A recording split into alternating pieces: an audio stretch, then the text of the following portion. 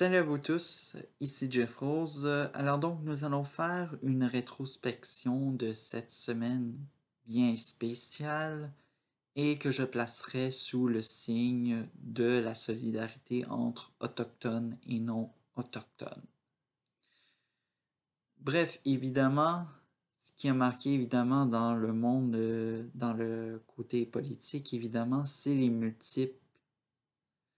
les multiplications de déclarations incendiaires du premier ministre du Québec, François Legault. Et on va y revenir dans les deux situations respectives qu'on va aborder. Et c'est parti. On va commencer par cet hommage à Joyce Echaquan qui s'est produit le mardi le 28 septembre. Alors donc, il y a eu des événements qui ont eu lieu dans de nombreuses localités. On peut penser notamment à l'hôpital où Joyce Echaquan a rendu son dernier souffle à Saint-Charles de Borromée, pas très loin de Joliette, mais évidemment, tous les médias disent Joliette, même si c'est Saint-Charles de Borromée. Donc, si je poursuis, alors donc, il y a eu un rassemblement. Bien sûr, le conjoint et les enfants de Joyce Echaquan étaient présents.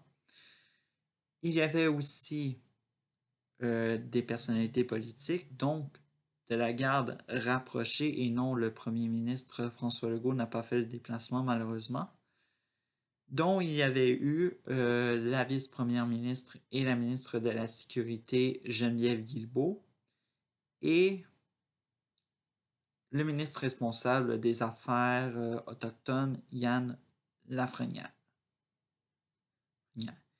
Ce qui est encore très choquant, c'est que le gouvernement québécois et caquiste, essentiellement, n'a pas, disons-le, changé de position sur le racisme systémique. Puisqu'il faut dire que les médias ont beau vouloir faire parler que ce soit Madame Guilbeault ou Monsieur Lafrenière au niveau du racisme systémique, bref, ils sont repartis bredouille. Ou vraiment, c'est quelque chose d'assez étonnant. Et le silence peut tout expliquer les positions que, évidemment, ils sont encore positionnés sur qu'il n'y a pas de racisme systémique et c'est bien dommage. Et maintenant, parlons de François Legault. Où était François Legault le 28 septembre? Il était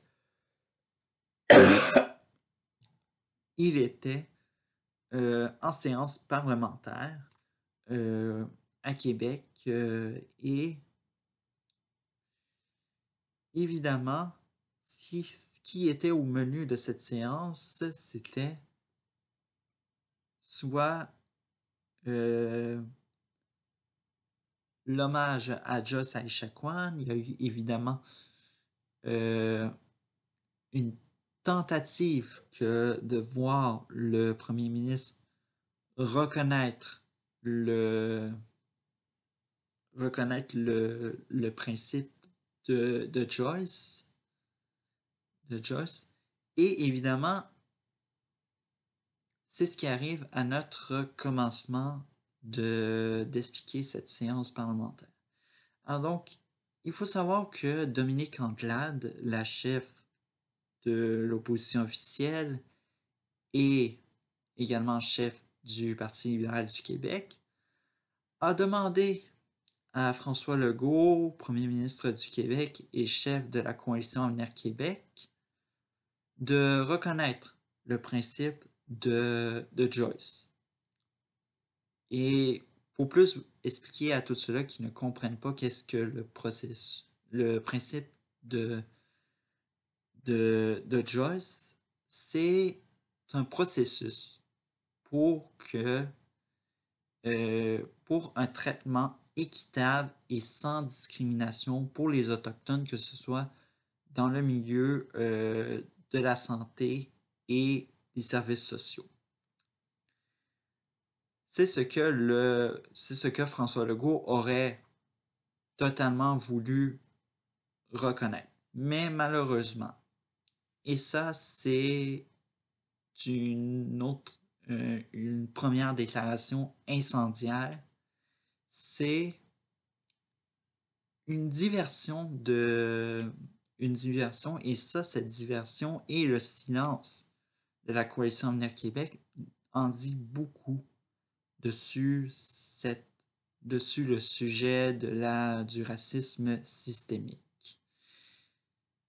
Alors donc, il a fait diversion au niveau d'une vidéo d'un député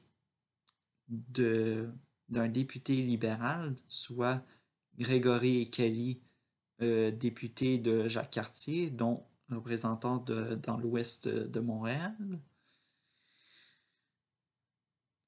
soi-disant faisant des amalgames et évidemment l'escalade de tension a grimpé de manière rapidement. Les échanges ont été, littéralement, ça s'est transformé de manière, ce qui a transformé de manière la séance houleuse. Et dites-vous que ça n'a pas plu pour beaucoup de députés, notamment une députée de la deuxième opposition officielle qui a quitté volontairement la séance, puisque pour elle, c'était très dommage de voir que le premier ministre fasse une diversion et ne puisse pas reconnaître ce qui était prévu, le principe de Joyce. Mais cette diversion ou ce hors-sujet que François Legault a disons-le, provoqué, explique en manière là où, pour de nombreux Québécois, la faiblesse des mots, ou sinon de la vérité. Alors, je ne m'aventurerai pas dessus ça, mais il faut savoir évidemment que le Québec refuse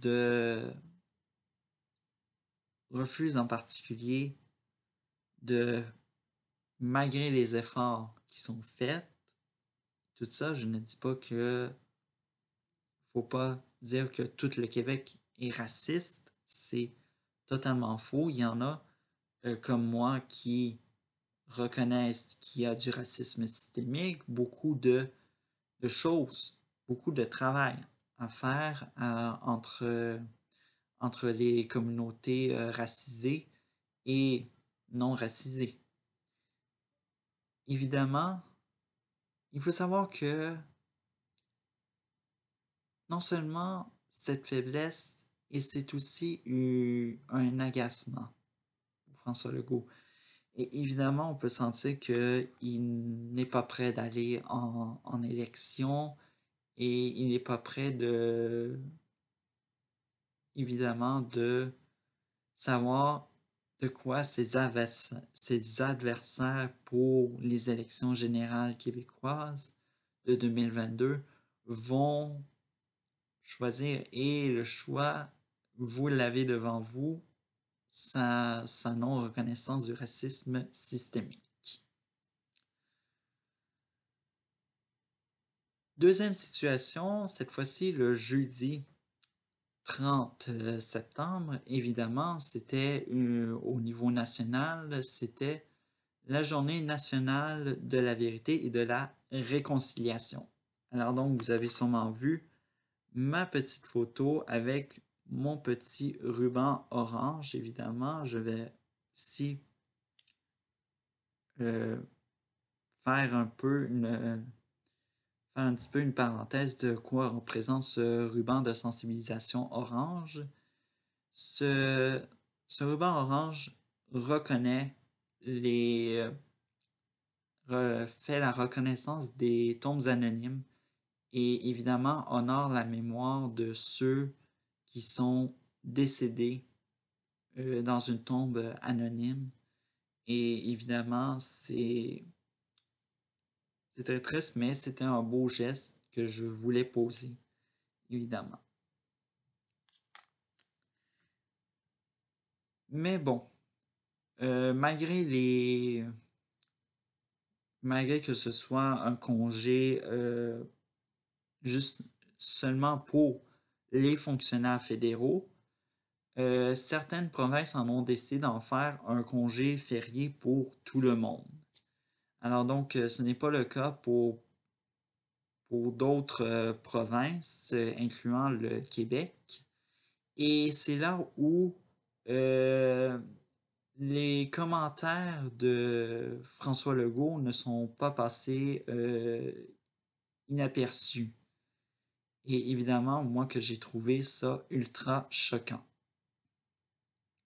Prenons la, le point numéro 1 qui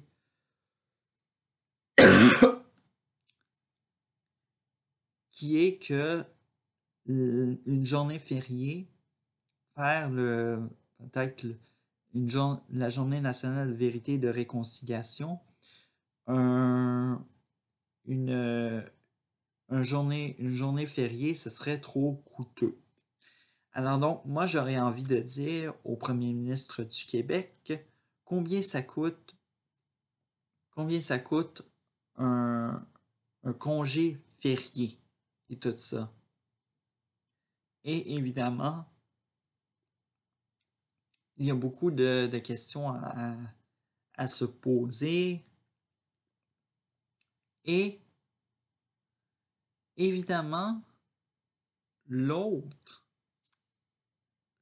déclaration incendiaire, donc une double déclaration incendiaire, ce fut pour le manque de productivité et tout ça. Et c'est une autre facette cachée de la Coalition Avenir Québec. La Coalition Avenir Québec veulent faire travailler. Ils sont juste là pour faire travailler et tout ça. Alors donc, évidemment, François Legault n'est pas sorti. On assiste peut-être à une, je dirais pas une similarité entre Donald Trump et François Legault, mais étant donné qu'il est du milieu des affaires, je pense que il est encore dans son esprit de PDG du haut de la pyramide et qui veut voir ses employés travailler. Évidemment, le Québec, c'est une province productive, qui est productive et tout ça, et qui a 7 congés fériés.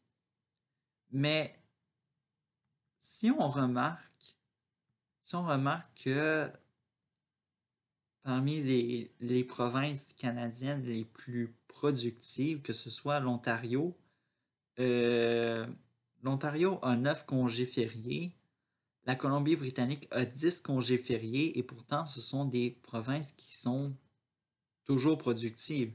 Et je pense que pour François Legault, c'est ajouter un congé férié, c'est un drame. On dirait que si on arrête, euh, ça met un peu tout le Québec à terre. Mais bref. Néanmoins que, néanmoins que ceci, ces déclarations incendiaires faites cette semaine par François Legault euh, nous démontrent que littéralement c'est le début du désenchantement pour plusieurs qui ont voté pour lui en 2018.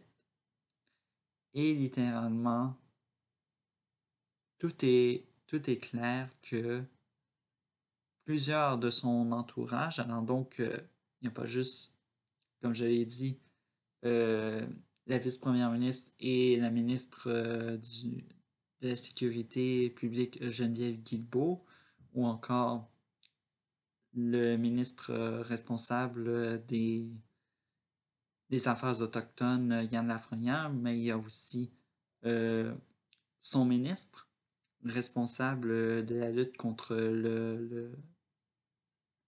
la lutte contre le racisme,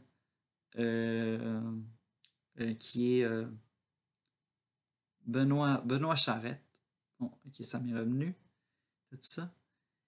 Ça en fait, ça en fait déjà trois, ça en fait beaucoup et tout ça. Et ça nous pose beaucoup de questions sur la vraie facette de la coalition Avenir Québec et ses intérêts qu'ils ont.